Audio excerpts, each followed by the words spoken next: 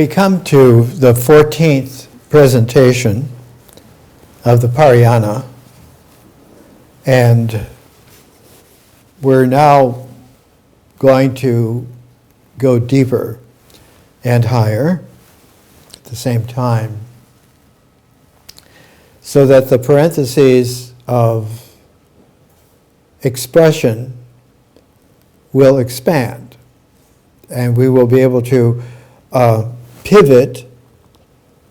And what we're pivoting on is my presentation for some years now of the way in which to recalibrate civilization by providing time forms that are able to be understood both strategically and tactically.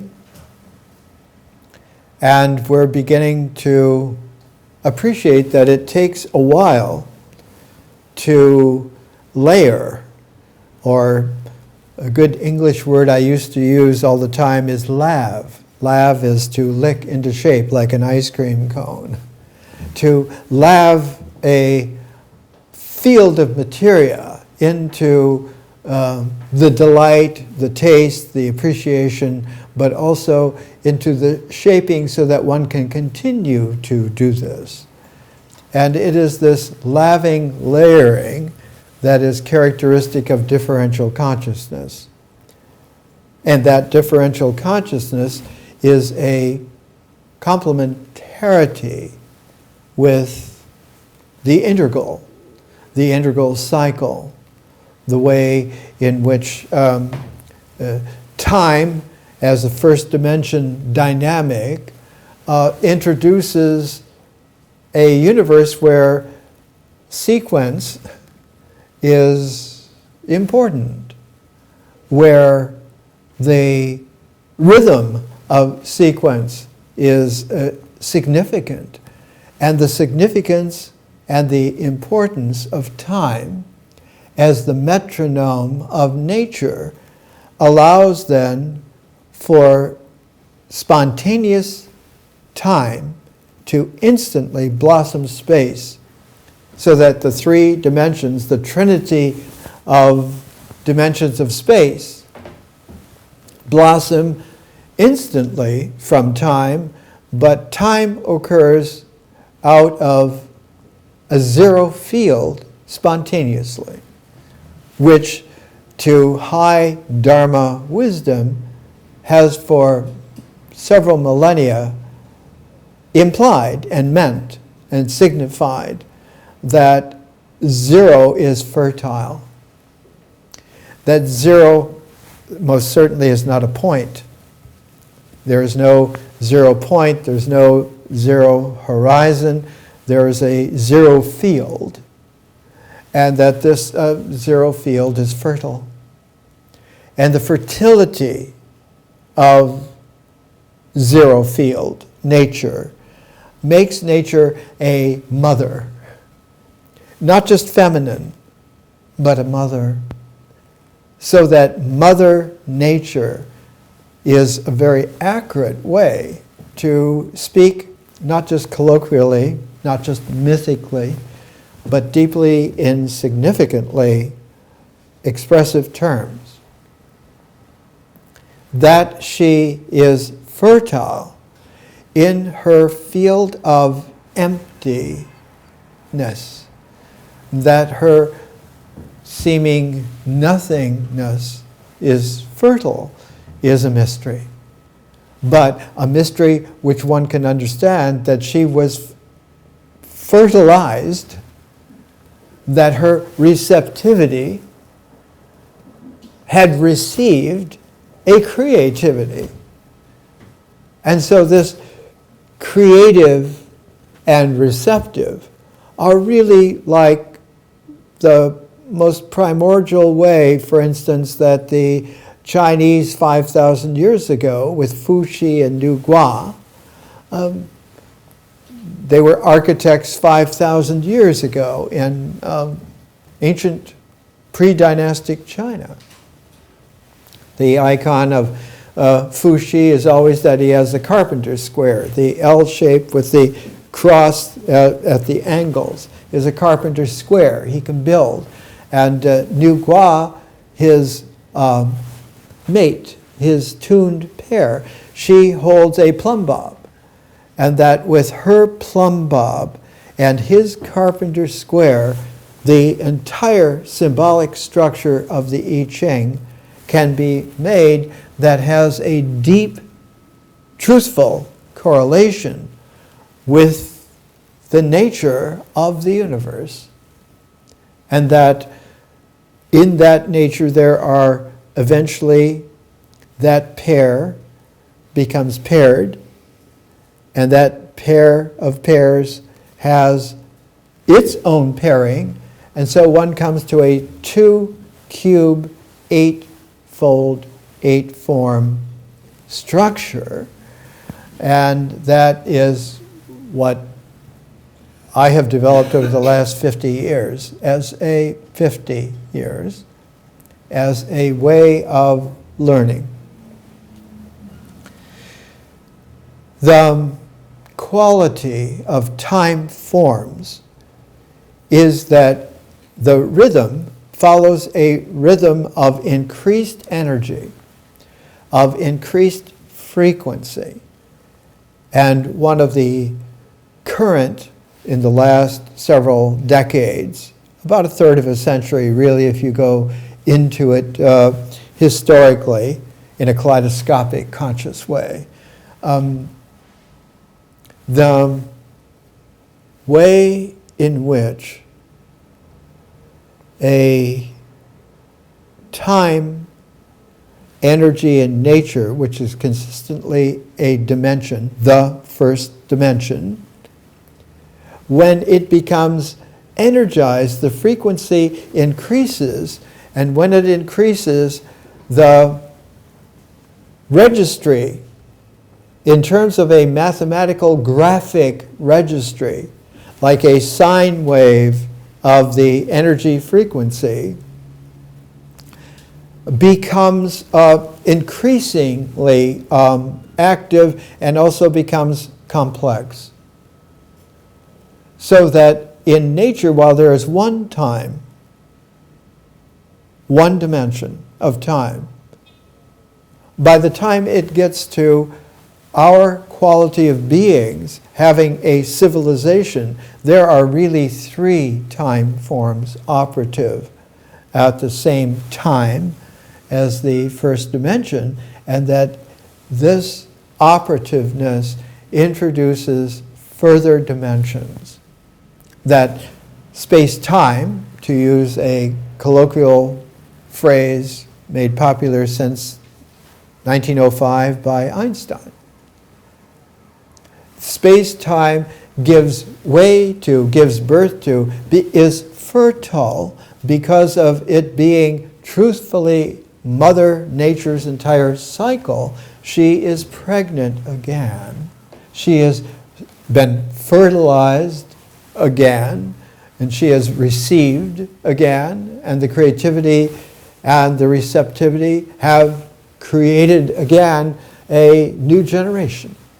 And that this new generation then are endowed with, are given this heritage of not only the developments of the whole natural integral, but whatever has accumulated as the differential consciousness. And that in civilization, that differential consciousness has further expanded and refined and developed into a kaleidoscopic consciousness, which we can, in terms of learning, in terms of an 8-phase learning, double cycle, integral and differential, call history,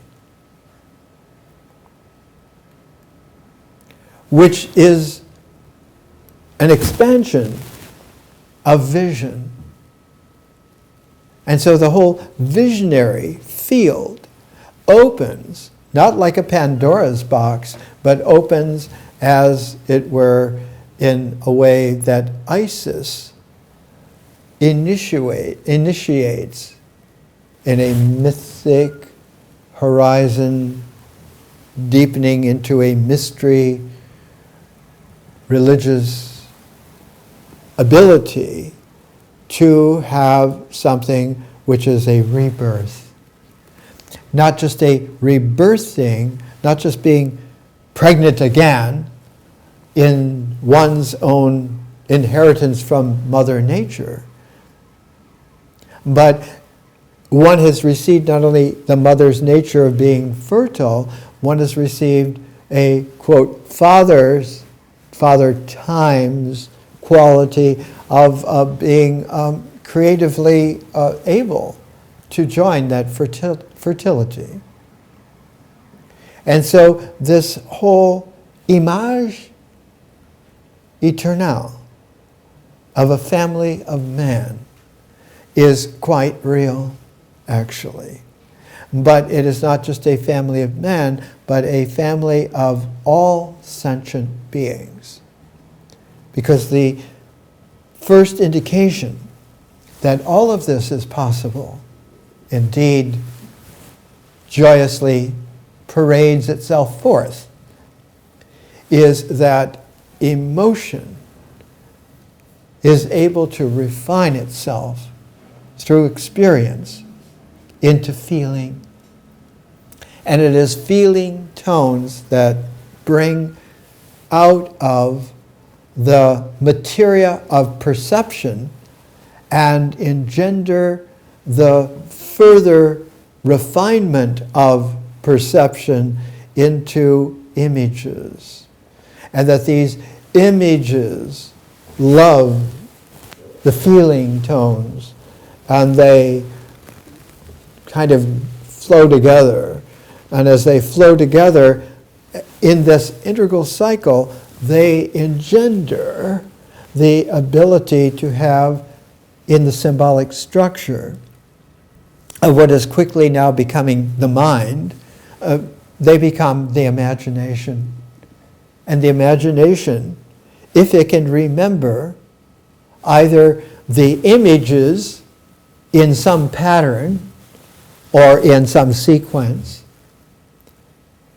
or on the other hand, which the two go together, if one can recontact the feeling tone, the remembrance of the images in their pattern, not just individually, but in their pattern, in their sequence, in their flowingness. But essentially, it's the pattern that first initially comes forth, and this is the way in which art becomes remembered and emerged, and not only born, but the artist is someone who is reborn out of the fertility of Mother Nature's DNA and Father times DNA, and that these together have endowed the artists with a generational quality of not just being individual, but of becoming personal. And so the artist is personal. And that person is like a sixth dimension that has stepped forth out of a four-dimensional universe into the beginnings of a multi-dimensional cosmos. It is the quality of the artist to be able to know that they live in terms of Mother Nature's field, but they love in terms of Father and Mother Nature's cooperative pairing synergy. And it is in the time forms of civilization that this is accentuated. It's accentuated not only because art now as a sixth dimension, emerging almost instantly out of the spontaneous vision, which is a fifth dimension, a magical fifth dimension. And everyone used to talk about in show business, I mean theater business, plays, that there is a fifth business, which is the magic of the performance. This evening is a grand night for singing. The stars are shining above, and I think I'm falling in love. It's the ancient way in which a May Day dance in Elizabethan Shakespearean English would be expressed. And anyone like myself who as a child once danced around a maypole with other children in the conclusion of a great May Day celebration in the 1940s for me, will remember all of the men and women, boys and girls at the conclusion in long lines with arms around each other singing that joyous choral that art has emerged quintessentially to bring magic into life and love so that reality occurs in a presence. It is that presence that is shareable, that the Greek word for it in terms of a person was epiphany, that one would have an epiphany, made popular in the grand literature of the earlier part of the 20th century, about 100 years ago, by James Joyce, in Portrait of the Artist as a Young Man. The way in which Stephen Dedalus laves and layers his way into maturity, he comes to realize that he is an artist, not just a young man. And that this artist now has the ability to recognize and the great artificer of it all, and pays homage and praise with a thank you. Thank you, which is actually a thanksgiving. And that thanksgiving is a hallmark in the way in which civilization on this planet, in this world, in this star system, came very quickly to an energetic boil and a maturity which was startling, absolutely startling. One of the great literary achievements about 175 to about 170 BC. A series of, we have recovered 25 of the Thanksgiving hymns.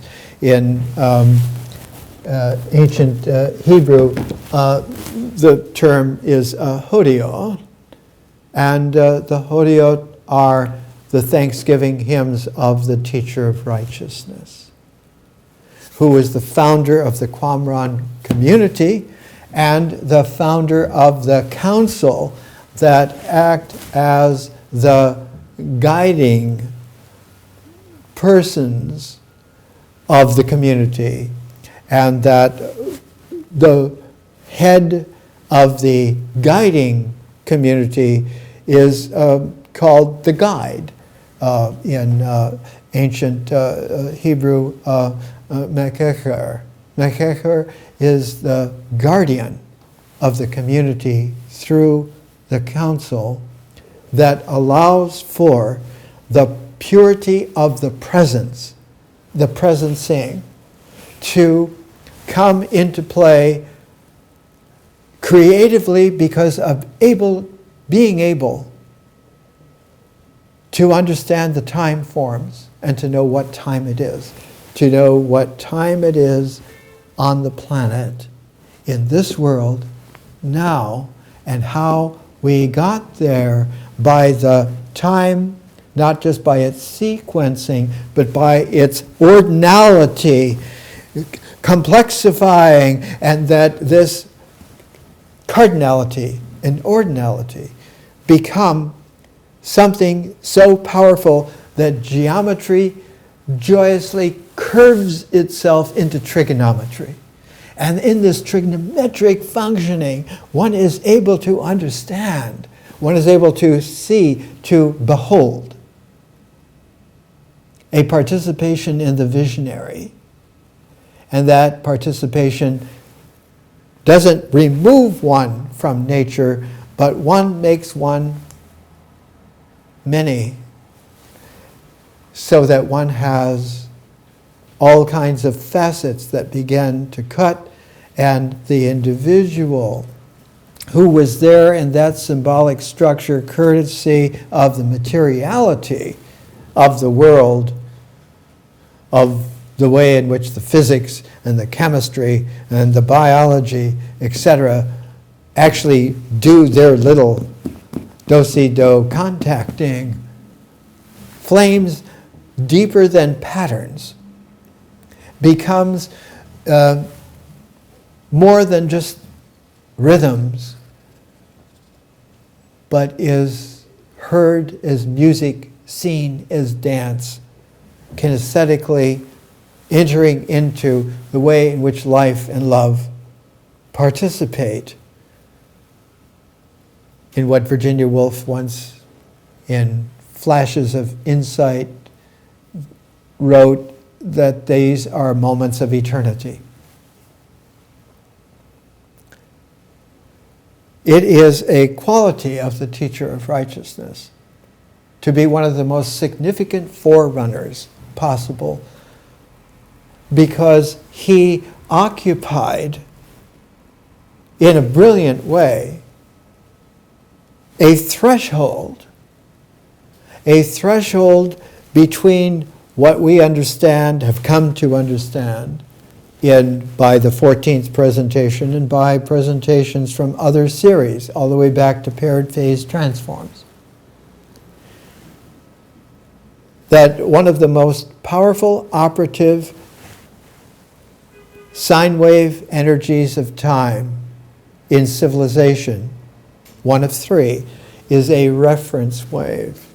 And that reference wave are men and women at that cusp, at that node, at that creative, memorable, fertile, able to engender more life, more love, indeed, without end. That reference wave is going to be the reference wave when it is fulfilled 350 years later as a carrier wave. And that carrier wave is like in the course of a giant time tsunami in civilization. The reference wave is the beginning of that sequencing, of that pattern, that it's coming. And there isn't anything, not only that empires can't do about it, but there isn't anything that the whole integral order can do to stop it. Even if you had the hubris of Captain Ahab telling Starbuck in his arrogance, "Man, I'd strike the sun if it insulted me."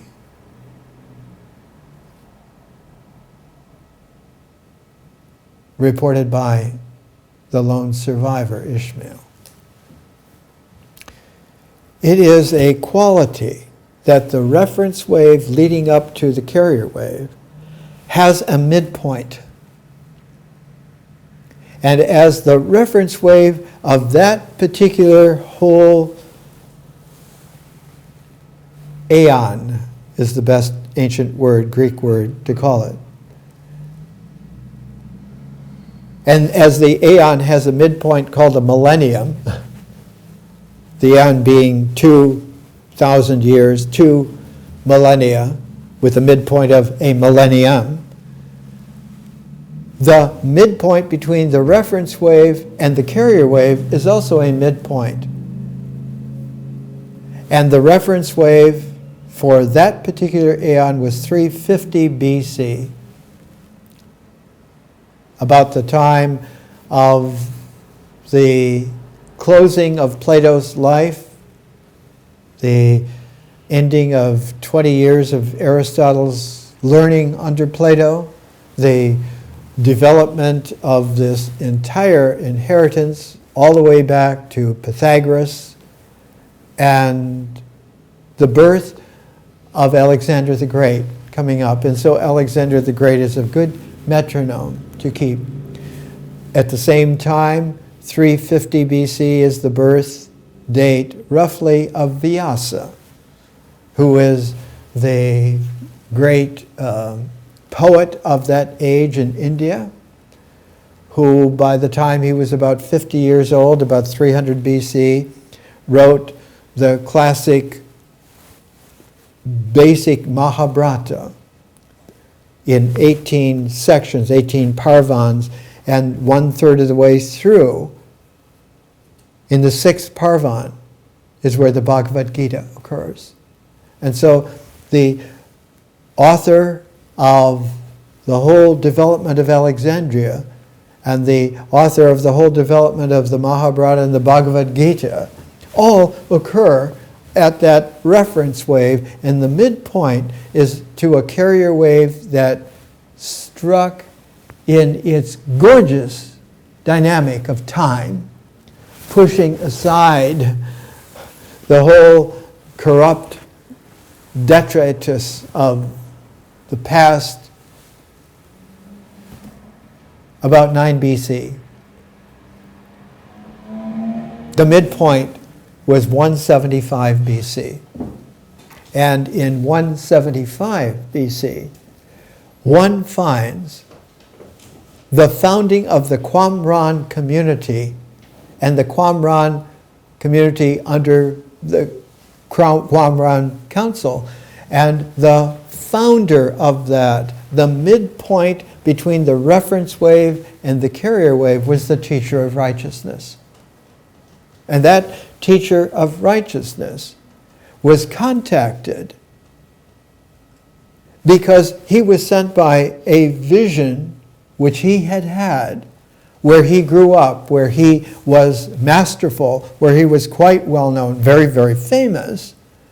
And in his vision, he understood that the colossal events that were happening in that region that was always in between Egypt and Mesopotamia and the East Mediterranean area was the big city at that time in classical development was Damascus. And so the teacher of righteousness went from Alexandria to Damascus about 176 BC and was discovered by a questing community of Jews who were astounded that the whole promised land again had gone into convolutions, forcing them into another exile.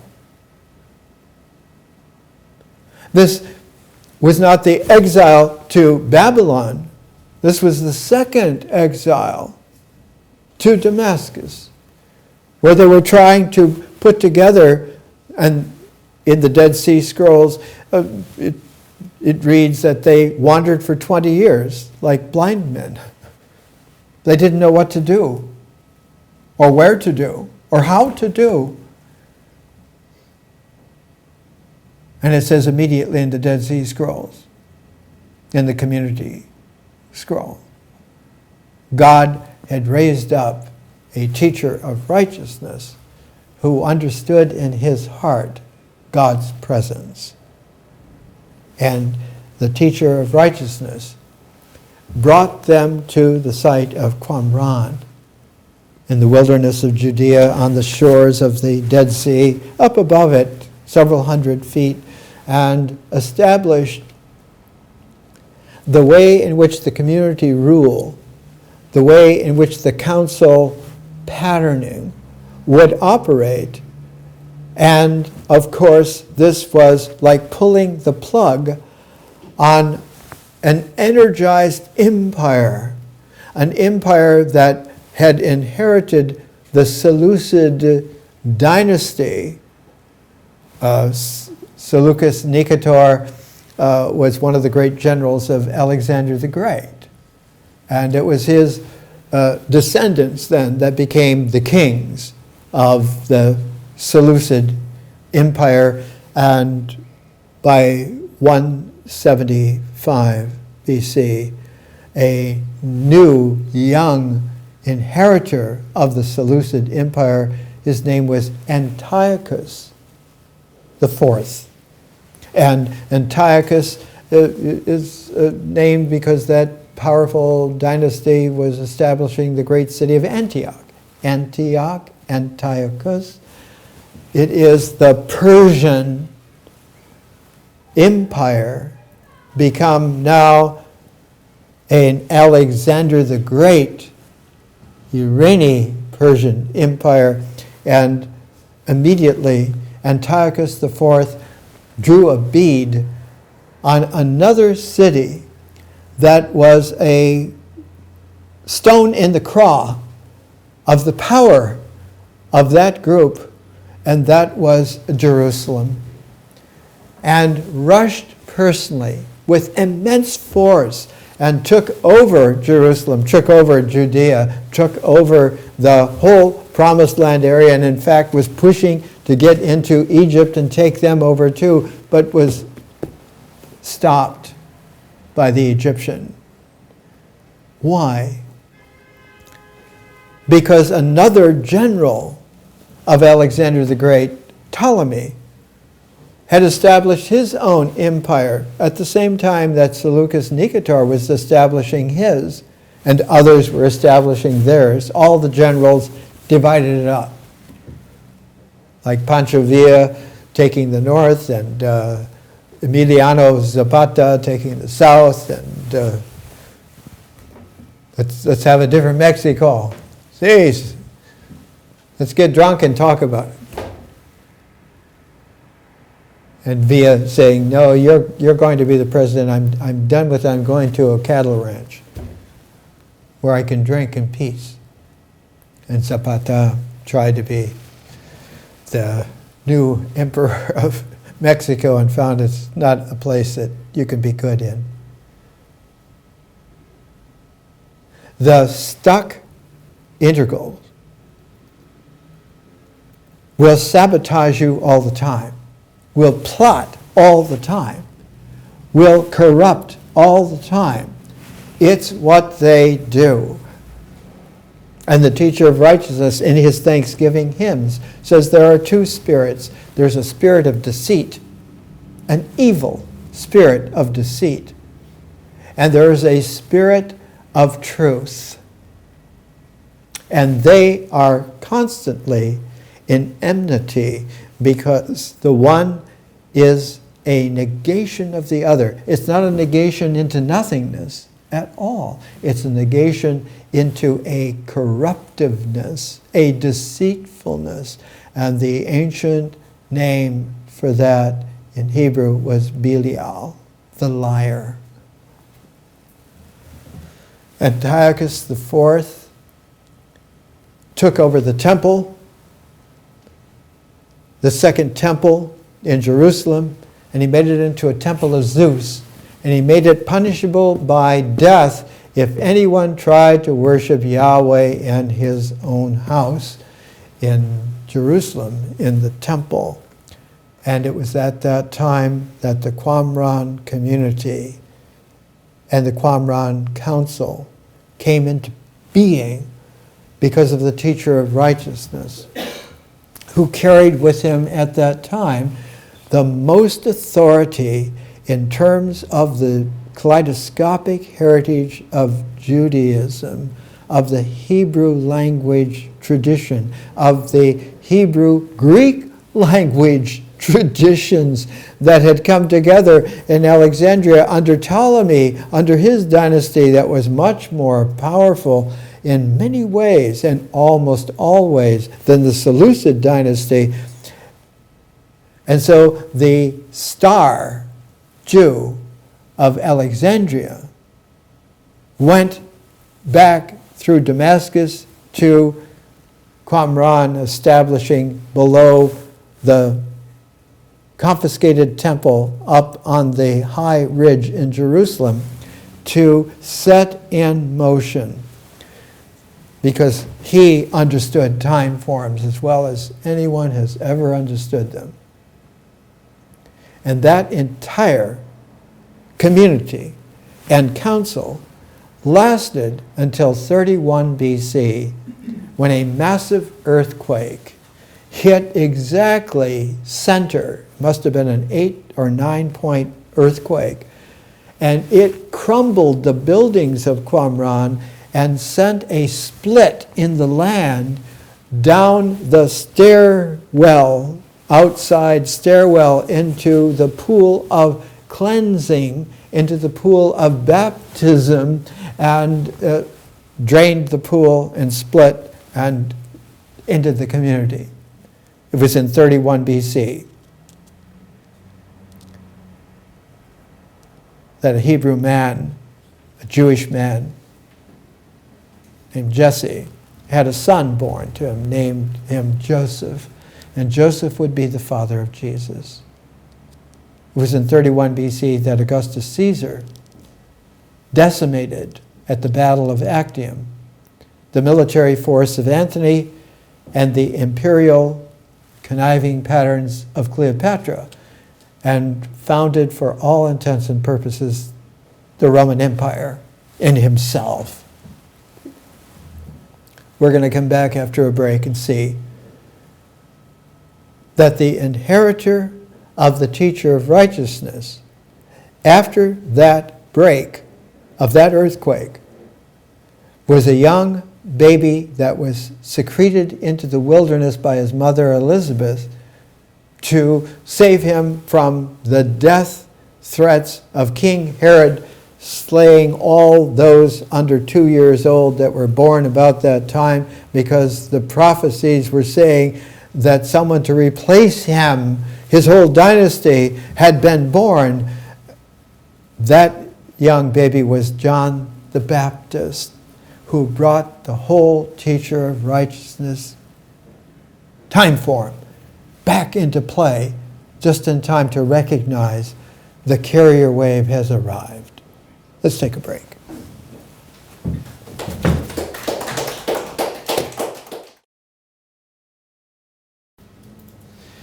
Let's come back to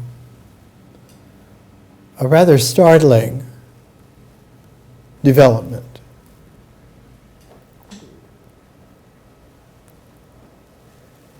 The reference wave of civilization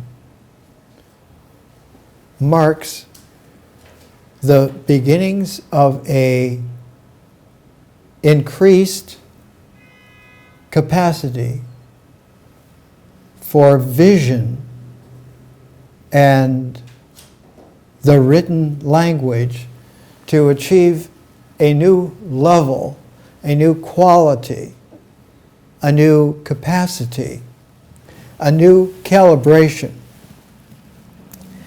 And that new calibration, that new capacity of language, in particular not just written language, but in particular the reading of written language.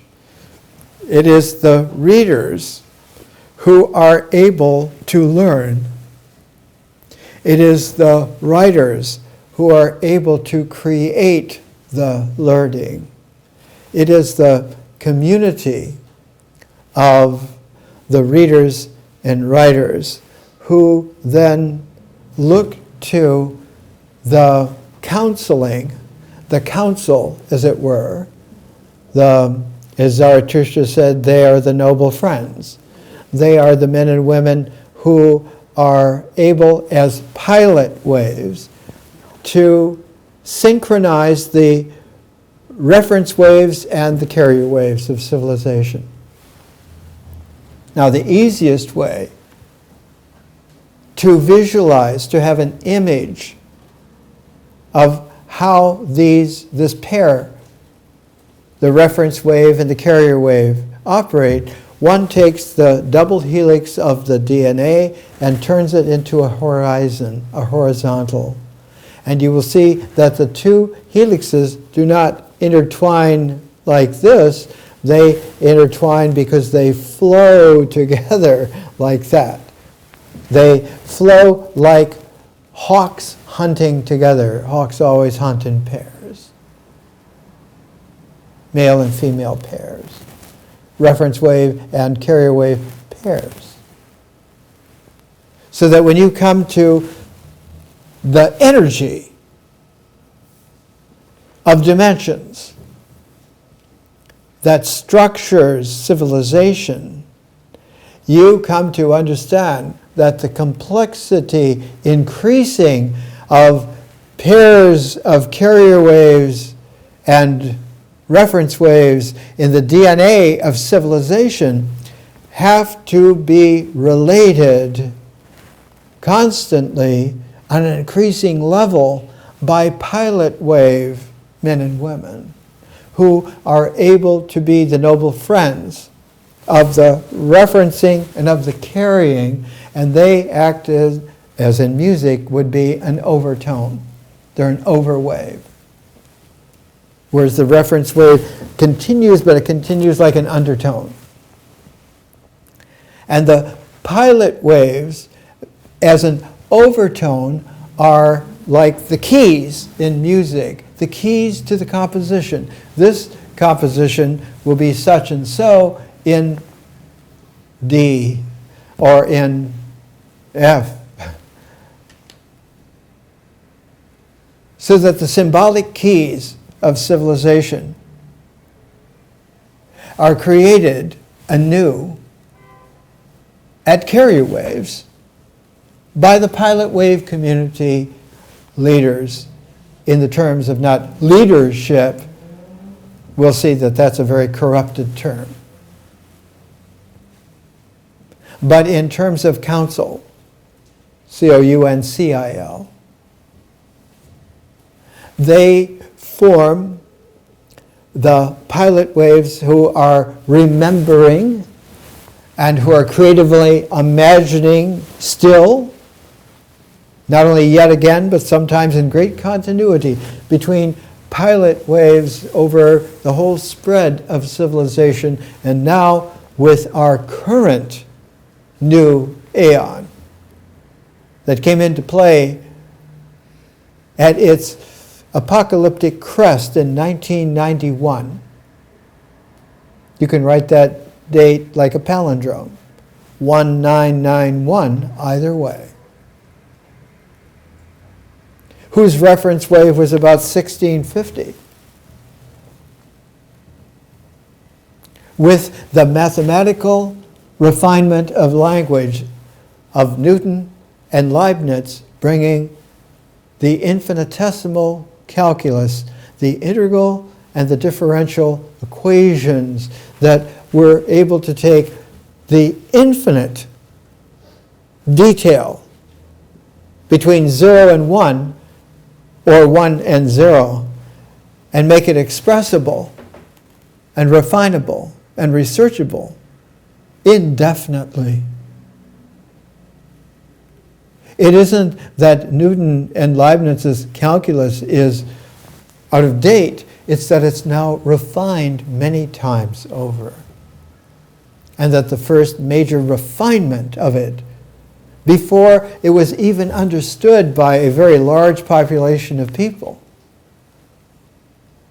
By the mid-1700s, very few people could understand the fluxions of Newton or the calculus of Leibniz and be able to mathematically deal with it. And the first time that Newton's language in particular was chosen by a great pair working together to try to understand Newton, the one to understand where it led in terms of Leibniz, and the other, a woman, in terms of translating Newton's convoluted Latin of the Principia Mathematica into Français, into French. And that was Madame du Châtelet. And she is one of the great geniuses in history because she was effectively able not only to understand Newton, in particular because her companion for those years, for those decades, was Voltaire. And Voltaire had chosen as his Dr. Feel Good All Right All the Time, and wrote a great little short novel called Candide to show that this do-goodership gets really out of hand because it becomes a protagonist who is naive about being wise.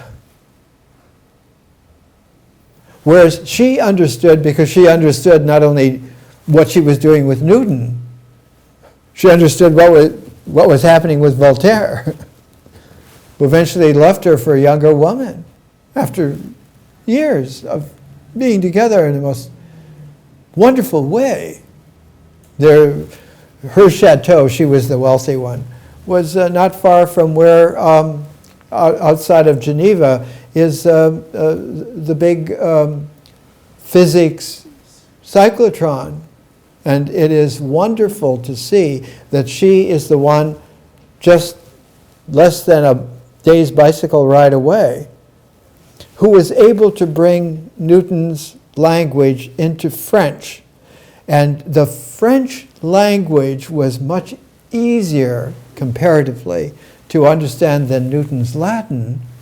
And French mathematics took off through the roof in the very generation that was finally able to read it. And if you look at the history of mathematics, they're all there. Fourier, Lagrange, etc., etc. Mathematics jumped so that when it came to the midpoint between the reference wave of 1650 and the carrier wave that eventually would come in 1991, but the midpoint of that was 1825. And so if you look at the way in which the time forms of civilization operate with comprehension and now with a calibration that's a recalibration, brought not only up to date, but brought up to speed so that one can understand where we are really and where we have not only come from, but are revisioning as we move in this shared presence, not a now, but an ongoingness that has a new past, constantly more and more refined, and a future that is more and more refinedly open, differential, kaleidoscopic. The same powers that would hold back always are holding back always in exactly the same way because they do not learn. So that someone really wise can take them apart quickly. Behold, I come quickly. It's a good phrase. It doesn't take long at all because they have nothing that is real at all.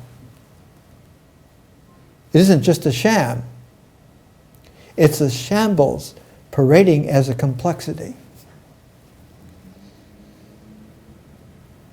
1825 is when Thomas Jefferson, at the very end of a long creative life, finished the University of Virginia, his academical village. He designed the buildings, he designed the program, he designed the application of a new kind of university, not an old medieval-based university, like an Oxford or a University of Paris, etc., etc., etc. Not at all medieval, but taking the Enlightenment back into the way in which the classical understanding was brought back in the Renaissance. And it's there in the buildings. The University of Virginia is built in Plagio's great Renaissance style, but with a Jeffersonian Enlightenment touch. And the whole curriculum and all the professors that he researched and hired and brought into play made a new quality of university available. And exactly at that time, exactly then, 1825, when Jefferson's academical village was coming into play, William Blake, near the end of his life, also, Jefferson passed on in 1826, Blake in 1827. They were contemporaries. I'm telling you something important. Blake did his fabulous illustrations to the book of Job. This is a rare publication. It's the book of Job colored.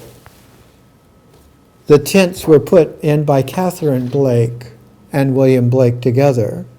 And it's the only colored version that was ever published. Very few people had a copy of the original Blake's illustrations of Job. Nobody knew about Blake, just a few people. And one of the sets went to New Zealand, the colored set. This is the only publication of it.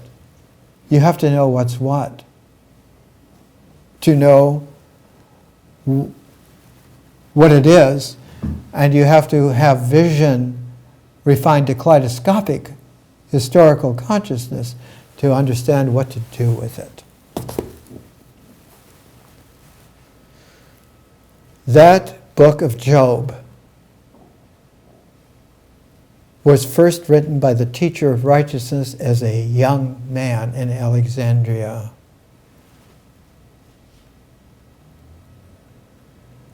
He wrote it about 35 years before he founded the Qumran community and the Qumran Council, about 210 BC. He was born about 235 BC in Alexandria, and he was raised at the pinnacle of sophistication in the world at the time. He was raised in an Alexandria that was starry, brilliant, wide.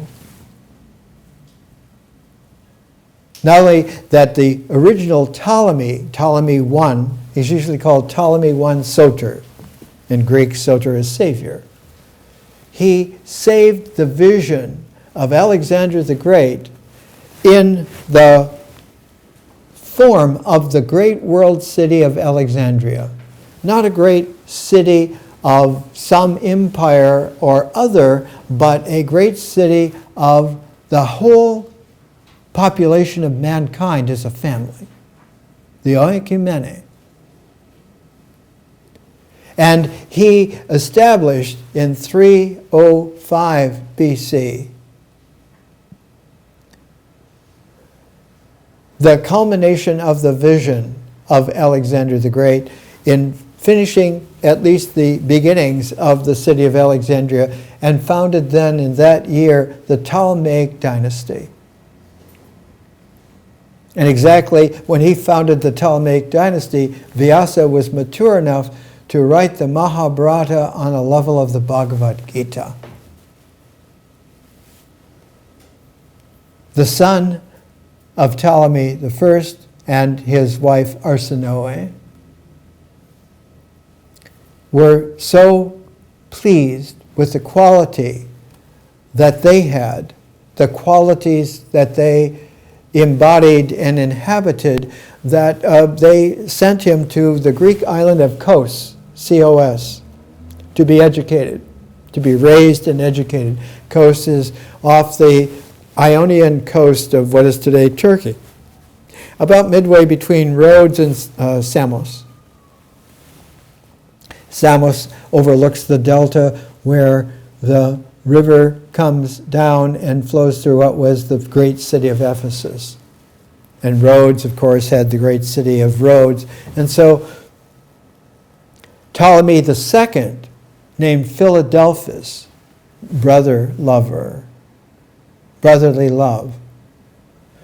because he would marry his sister, also named Arsinoe, and Arsinoe II, and Ptolemy II, Philadelphus, would inherit the whole quality of Alexander the Great in Alexandria, raised to the Ptolemaic dynasty.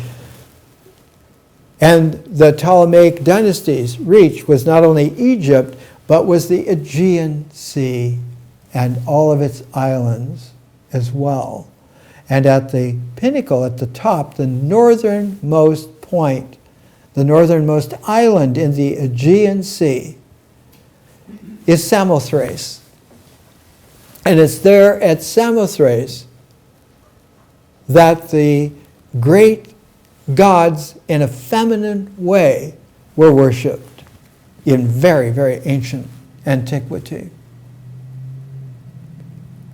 And the buildings of Samothrace were enriched by Ptolemy II Philadelphus and Arsinoe II, and two of the major structures on Samothrace were built, dedicated to them, by them, in order to show that Alexandria reached all the way to Samothrace in the northern Aegean off the Thracian coast, where Orpheus was from, all the way down to the far south in Africa, where we now call it Ethiopia, from Ethiopia to Thrace, so that they had this incredible way of expressing. The Arsinoeum in Samothrace was one of the great round buildings of architecture in antiquity. And her rounded building was the place where the feminine quality of all-encompassingness was like the ancient Egyptian goddess Nut, whose own star-filled body reaches from horizon to horizon and brings not the night as darkness, but the night as a revelatory cosmos, a cosmicness, that the sun is ours by day, but we are the stars by night. We have a starry home in the cosmos, just like we have a universal home in our world with the sun by day. But when you begin with a vision of cosmos, you begin counting the day at sundown, which is the ancient Hebrew tradition. The day begins. This day is new. It isn't the sunset ending a day, it's the sunset beginning the journey through the 12 stages of the night into the dawn of the morning, which is the midpoint of the day. The dawn is the midpoint. So midpoints are extremely important. They're millennia in aeons. They're midpoints between reference waves and carrier waves in civilization. And so one looks to see that there are correlations between millennia and midpoints. Just like there are correlations between the reference wave in its 4 stages and the carrier wave in its 4 stages. And one finds that the third stage of a carrier wave is always a renaissance. It's a renaissance. And the end of the first phase, which is the emergence, not up, but the emergence into the challenging night, into the cosmos, into the starriness, that first, because the energy comes below the horizon from the carrier wave and only reaches the horizon 1,000 years later.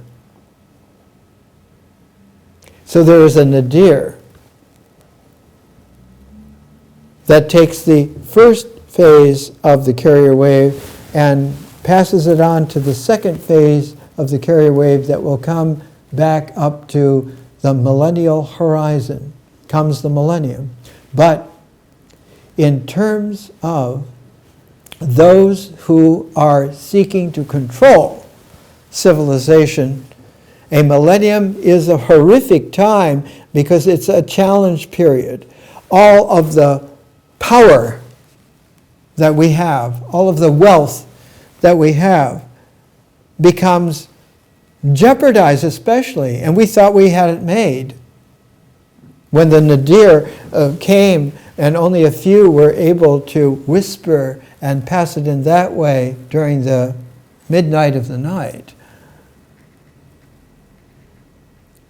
by the day, by sunrise, when the cock crows, now it is seen by those corrupted, by those imperial manipulators, to be dangerous.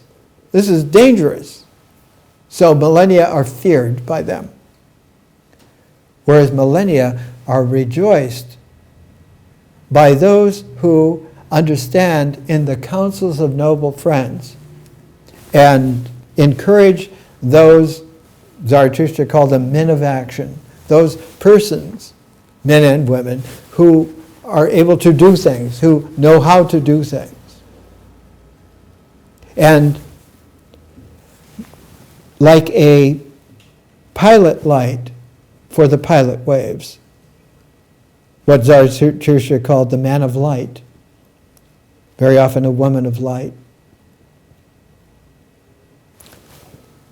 recalibrates the noble friends in their counsel so that they can recalibrate and pass on the resonance of that recalibration to those people who are doers and do well when they're doing. It's important to see that the midpoint of 1825 was struck an aeon earlier in 175 BC. And when one understands that, one begins to understand that there is now a future harvesting from that midpoint of that reference wave. The founding of the Qumran community to endure the deepest night until a new dawn would come, until there would be a confluence, a configuration that would be the dawn star in a certain constellation. And of course the morning star is Venus.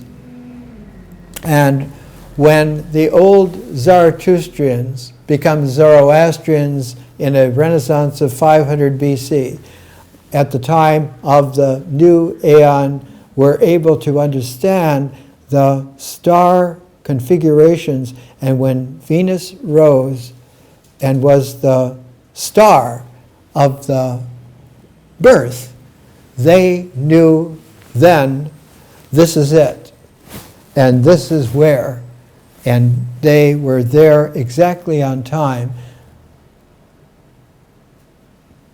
just as the baby was being weaned from having to sleep all the time, and the three magi, the three wise men, from what is today Iran, were able to present the three gifts, gold, frankincense, and myrrh, by which that holy family were able to go into a third exile, self-exile, to Alexandria, because of the death sentence of the absolutely insane King Herod at the time. He was insane to the point to where he killed his two beautiful, mature sons because they were potential jeopardy to his keeping power. If you can imagine how insane it gets there. It is there now.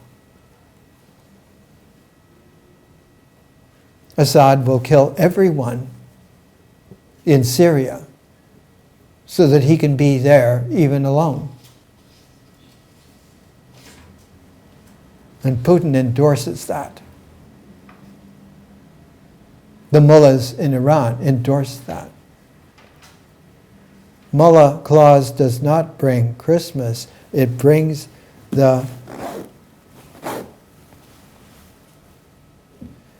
We live exactly now in a period, in a year or two or three. They cluster now because it's so intense. The intensity of 2014 is almost the same as it will be in 2018, but in 2016, where there's the pinpoint of the crest, we have to know where we are and why, who we are, and where we're going. And without that, everything is adrift, as if one is blind.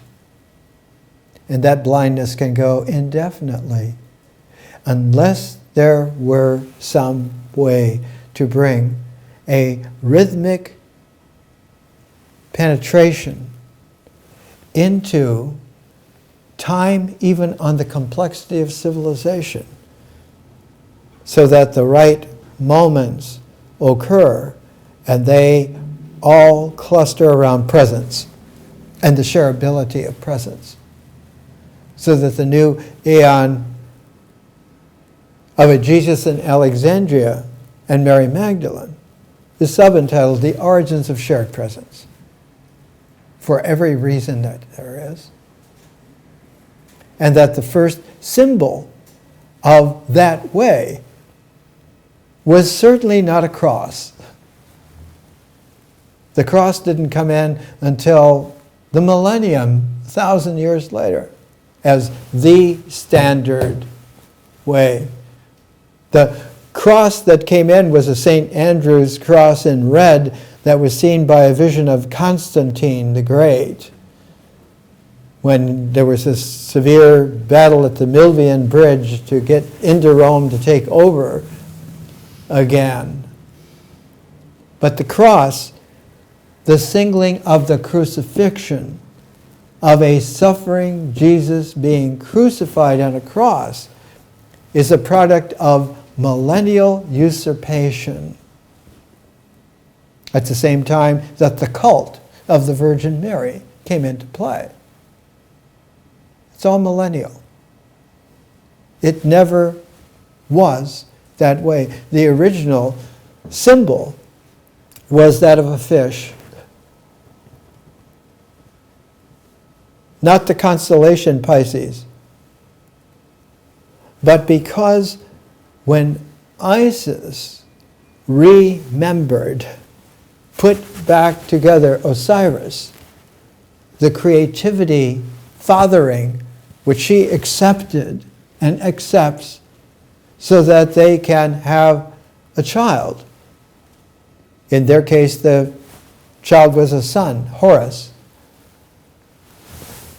The winged hawk, hunting wisdom, with the body of the sun and the outspread wings to rise up and to enfold.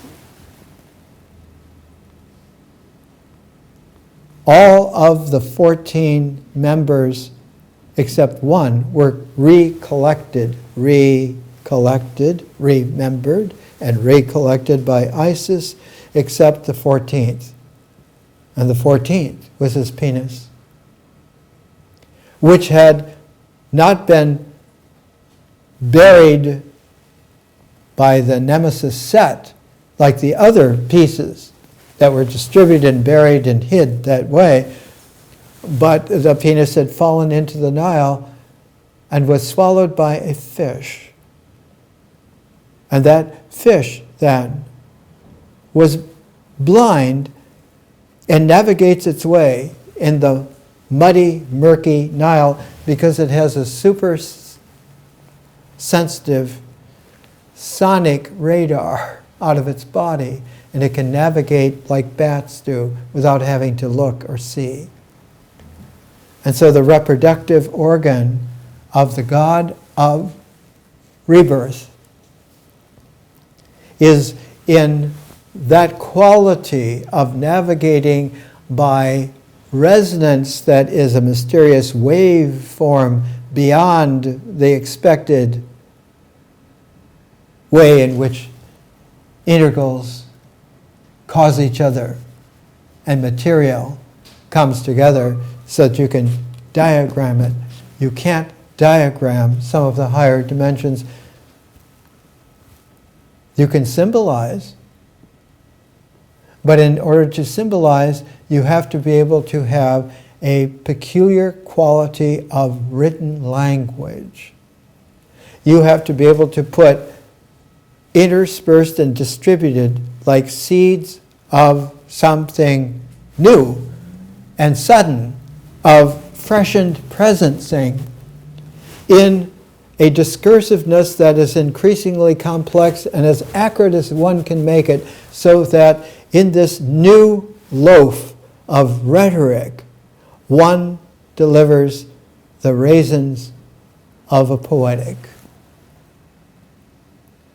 And in that raisin bun, one can serve a communion with the right wine and really get it done. More next week.